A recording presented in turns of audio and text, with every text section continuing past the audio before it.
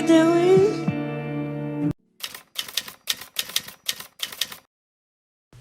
Hello everyone, my name is Pastel Wave and I'm so excited to finally be back. I've been really busy with school, but I wanted to get a new video out as soon as possible because my last What If video kinda started popping off lately. I think it's at like 500 views or something, which I know doesn't sound like a lot, but that is crazy to me that 500 people took time out of their day to watch my stupid video. So I want to say thank you, and that in April I can start uploading more consistently, as hopefully I will be graduated by then. I should be working on my thesis, but let's get going into the video. Now, a brief explanation of the What If video. This video will dive into alternate scenarios that could have happened throughout the series had things worked out differently. These scenarios are just for fun and should not be taken seriously in the slightest. I also want to say that small nitpicky things sometimes will not be taken into account because the video would become too long and boring. For example, if Aoi dies earlier in my timeline, don't comment, "They wouldn't have found Yasuhiro in the closet because Aoi is the one who found him." Just assume small plot points like that are resolved and another character will find them. Basically, if a character's actions could be replaced with any other character and it still fits with the story, it's not a specific plot point, therefore it can be rewritten easily. Now, without further ado, today's video is going to be what if Sakura was forced to commit murder in Chapter 1. As we know, Monokuma blackmailed Sakura and made her the traitor by threatening to destroy her family's dojo. Had Sayaka not murdered Leon, Monokuma would have forced Sakura to start the killing game. This what if will go into how the story would have progressed in this scenario. We will be going chapter by chapter, of course, starting with Chapter 1. So let's go.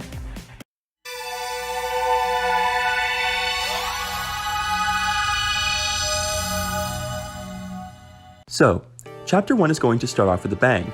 We already know that Sakura is our killer, so now we have to find the victim. To determine who it would be, we have to dive into Sakura's mind. If she had to kill someone, who would it be? It would have to be someone who either is the strongest opponent, or someone who poses the biggest threat to the rest of the group. I know this might seem weird, but Byakuya at this point poses a huge risk to the group, stating that he was prepared to win by basically killing everyone else. I believe that if Sakura had to kill someone, it would be Byakuya. Now, how would this murder play out? I think it could work out to be similar to the original, with the murder happening in one of the dorms. One quick thing of note is that there is no motive for this chapter. I'm going to move the motive videos to a later chapter, so just assume they haven't been given out yet. At the end of Chapter 2, we see that the traitor has access to the communications room where Monokuma makes all of his announcements. Sakura could use the communications device to lure Byakuya out at night. I was going to say that she writes a letter like Sayaka did, but as we saw in Chapter 4, Byakuya didn't listen to the letter that Sakura wrote and didn't show up to the meeting, so I don't think a letter would have lured him out at night. However, a message that he thinks is directly from Monokuma would. All Sakura would have to do is wait in the gym, and when Byakuya walks in, act like she also received a message from him. Then, once Byakuya is close enough, she can stab him with one of the kitchen knives and walk back to her room, stopping at the kitchen on the way to put the knife back. She would be spotted by Aoi walking to the kitchen, which would eventually lead to her getting caught. Simple, I know, but the main takeaway from this is that Byakuya and Sakura are dead after Chapter 1. Also, we can include Junko in there, but that goes without saying. I think this could work with the story, as nothing would be more despair-inducing as the ultimate affluent progeny than being killed first.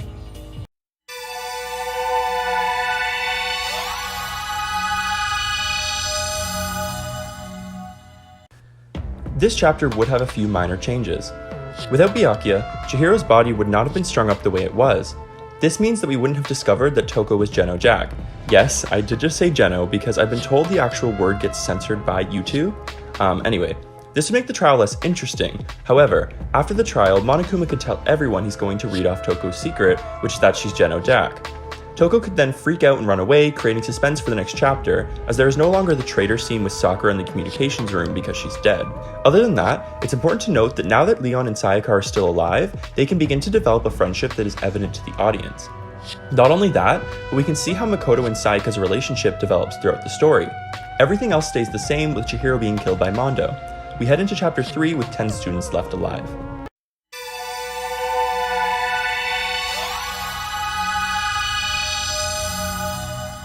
Chapter 3 has the least number of changes done to it.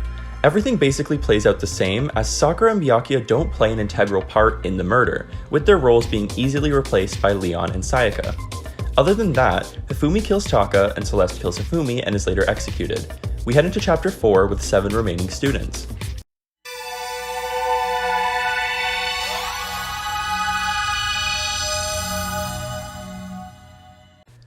This chapter is going to be extremely different from the original, as the character the whole chapter is based around is dead. So, the first thing I started to think about is how I can make a murder mystery that is just as interesting as the original. I started thinking about how the 4th floor of the school never has a murder take place on it. I examined the rooms that could have a murder take place in them and landed on the music hall. This is a huge space that is only used one time, and it's just a conversation with Kyoko. If we take a look at the surviving characters, we can easily narrow down who could be associated with the music hall, which is Leon and Sayaka. At this point in the story, Leon and Sayaka have developed a friendship, even having comedic scenes about Leon joining Sayaka's girl group. We've also been able to feel a close connection with Sayaka, with her being around longer. This creates an interesting development as the music hall opens up and the motive videos are released. Sayaka freaks out similarly to how she did in the original chapter 1 and hatches her murder plan. While we're exploring the 4th floor for the first time and find the music hall, Monokuma explains some interesting things about it. The scene could go something like this. Yeah!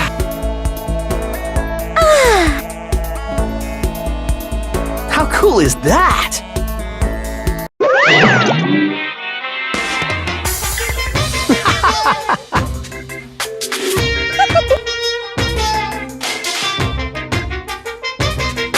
Let's do it! Yeah! Okay.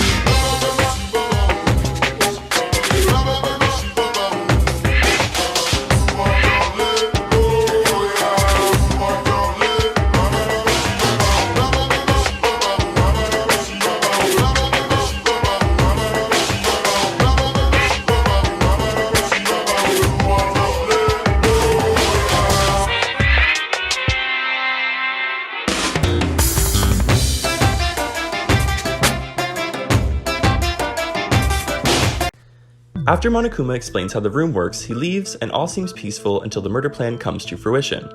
In this scenario, Sayaka murders Leon, and this is how it could go. Sayaka first gains control of the remote and records herself playing the piano on a boombox. She hides the recorder under the lid of the piano, but connects it to the stereo system so that it could be heard throughout the school. Now all she has to do is lure Leon to the music hall, which shouldn't be hard since they're friends. Once Leon is inside playing the piano, Sayaka comes up behind him and kills him with a blunt object. She leaves the weapon at the scene and locks the door with the remote.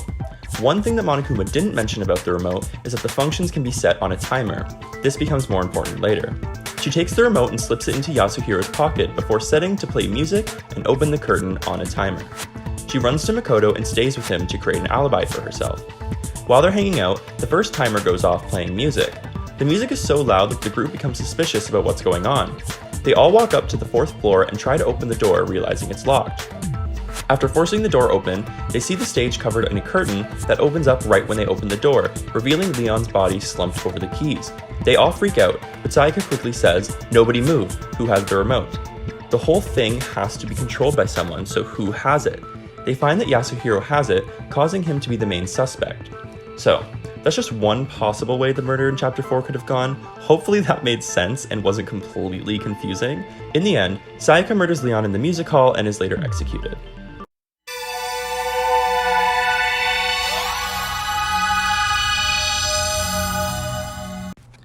I'm actually going to skip these last 2 chapters, as if we look at the survivors, we can see that they are all the same, except for the absence of Byakuya.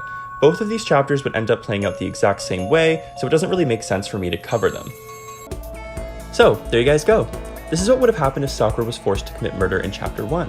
Let me know what you guys think in the comments below. I would love feedback on how to improve my content. Before I finish up, I want to give a quick shout out to Mr. Alex Reviews for commenting on my last video and just helping out with ideas for content. Thank you for keeping me motivated, and thank you so much for the support. Do you have an idea for what if video?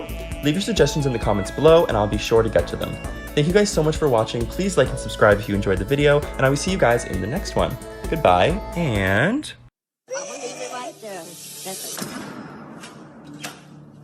Bitch.